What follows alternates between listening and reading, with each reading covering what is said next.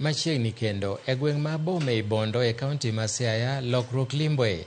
Tom Arodi, jalony weche mag tije oganda kendo japur, kelo lokruok e kor gweng'no kokalo kuom chopo lekne mar golo chiemo e puodho nyaka e san, motisi gi dho ngere ni from the farm to plate dream. Kokalo kuom pur mar sunflower, wuodhe mar pur ok en mana maloko puothe mula, onyiso sineani kod lony manyasani e jiwo oganda loko lowo kar yudo mwandu. Lipota mar Millicent Adhiambo nolimo Tom Arodi e puothe ma Bom kendo miyowa ler makama. Puodhoni machalo nam mar mula yande en mana bunge madongo manokwako gweng' ma Bom. Kata kamano sani ma en kodhi mar sunflower ma osekelo geno, lokruok kod dongruok e gweng' matin ma Bom ei Bondo, to mana nikech mijing'o mar ng'at achiel, Tom Arodi. Kuma na agede gi kuma na nyiewo ne bungu ne kuonde mok ne pur ga ng'enyne. Kana nyiewo lo to nagombo ni gik ma chame dalana obede ng'eny gi gik ma wuok e puotha. An pok naneno ga sunflower e ngimana nyaka mapidhe higa ni e puotha. Mane kuma kuongo nene sunflower. To na mor kode nikech ne en gima napidhe ka koth ne onge, dongo ne yot, ohingo buya, opogre go oduma ma ng'ato nyalo jako. Kuongo ne wayudo salad kuome ma nojiwa ahinya, namor kuom neno gima owuok e lopa ni kora nya chiedo kata gi moya. Pur Tom matin ni mane ochako ka wilo kothe kowuok e oganda, njugu, oduma kaachiel gi afuoto, ne oduogo bedo gi lokruok maduong' tok pur ne mar sunflower mane otimo diriyo moluore higani. Kana apidho ga to nahero ga keto gi e Facebook mondo ajiwo go jowetewa mondo be gine ni gik ma atimo gi be ginyalo timo.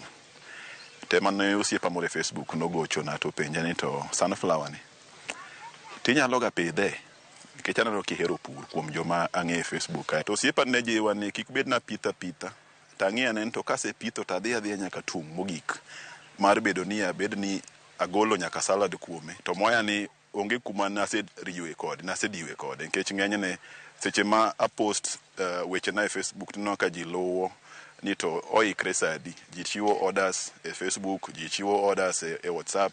Ka chopo kuma gole to yudo ka an ga gi order mohingo kata sunflower oil magolo. En cham ma gimora amora mogolo itiyo godo. Kawuok e puothe mamit ni Tom lero ni ogolo mo mabuo mar tedo kuom sunflower, mo maliw kendo mamit ma ok omedie gimoro amora. Kata kamano onge wuoth mane osebedo mayot. Midhiero mana neno ndalo mane adwa dhi loso salad mar ariyo ni ne en koso machine mane inyalo golo godo salad. Kuma nadhi e machine wuod minwa ne okethre ndalo mane adhi loso salad. Moro be nachuka dhi e piny moro machielo mane oketho na sunflower seeds. Nomiya hasara maduong'. To nanwang'o ni bedo ni sirikal ne onge kuma ne wanyalo siemnwa ni dhi kama idhi ipiny seed ni mondo mi mafuta ne onge.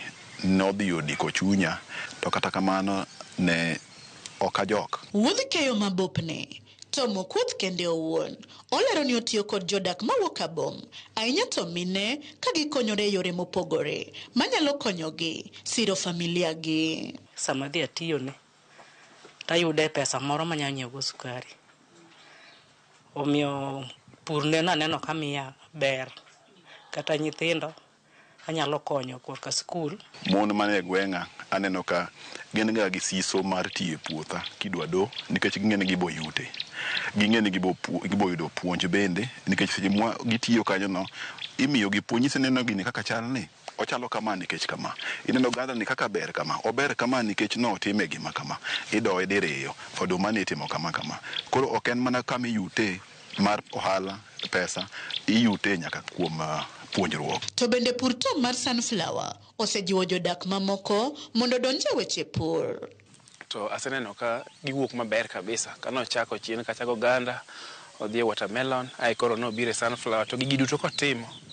To kendo anena ka wuok maber. So inuang'o ni bedo mar lony kod bedo mar nosetimo gini e yo ma waneno. Sunflower kaka kodhi ikore ne keyo tok ndalo 90 ka wiyegi olugore. Tom lero ni wuodh pidhe ok en mana mar yudo emo, to en wuoth mamiyo japur ndhadho motenore kod bero ngima makiny. Gwenda madalana jomoko kobiro ga to paroga ni gwenda gipogre nikech dongo gido nikech an gi sidikek mapidhogi man otimo mo ma gwenda miyo bedo machwe. Gise reduce na pesa matiyo godo e nyiewo chiemb gwen. Chon ne ochuno nyaka nikech gwenda ng'eny to dalana pod thin. Kono ka samoro nyaka supplement gik ma gweno chame dala gi chiemb duka be. Gigi oduoko na pesa matiyo godo e nyiewo chiemb gwen, to gwenda are healthier than before. Koro kuom mago sunflower osebedo ka en crop ma osemora pidho, kendo damed manyo lope, kendo damed jiwo jomoko manigi lope minyalo pidhe sunflower mondo pidhi. Tom yango ni keto yor pur gi tij andika e ratil marom ok osebedo ne matek, ni mar otiyo gi lony manyasani ahinya to yore tudruok gino mosemiye yot. Atiyo wuok tich nyaka tich abich pile juma ka juma. Kan Kenya kae to nyaka bed ga dalawa, koro dalana dichiel e juma, dichiel e dwe, dichiel e dwe kathin, to ng'enyne abiro diriyo e dwe. Manyiso ni an gi nyalo mar monitor gik matimre e puotha, an gi nyalo mar monitor gik matimre e dalana. Koro miyo balancing yor tich gi yor pur pokasene ne pek. To gin lek mage ma Tom ni godo mar medo yaro wuodhe e pur? Aneno kaka japur ma ong'ith moloyo kuma chopeni, man nigi lowo mokalo eka 2 mapureni, man ni kod greenhouses, man kod fish ponds. Aneno kaka japur man nigi drip irrigation system manyalo bedo ni gik mawuok e puotha be kale mpaka ma Kenya kae. Ang'o ma oganda ahinya to rowere matindo owinjore ong'e wi pur? En nyiso jomatindo ni pur ok en mar jomorem, ok en mar jomofuwo, ok en mar jodala. Anyalo jiwo nyithindwa manoko kata obedo ni wamenyo oko, to ka Nyasaye nomiyi puodho e dala, duogi mondo mi inyalo pure 1, 2, 3 manyalo konyo e gweng'. Nikech pesa ma manyo oko go mago to mag wegi girumo gi oko kuro, to marwa mapure dala ka kelo ni konyruok kendo nyalo gero ni kamoro manyalo chandi. Ote ma Tom ni godo ne piny owacho chalo kamae. Ka sirikal nyalo encourage jomatindo gi moloyo financing them and educating them to be able to do agriculture at their own levels as young people will really make a difference as well. Kachieng' podho e gweng' ma bom, puothe Tom Arodi kaka metni kelo ranyisi mag geno maduong' ni kare pur bende en yo makende mar kelo dongruok kokalo kuom kinda gi tich matek.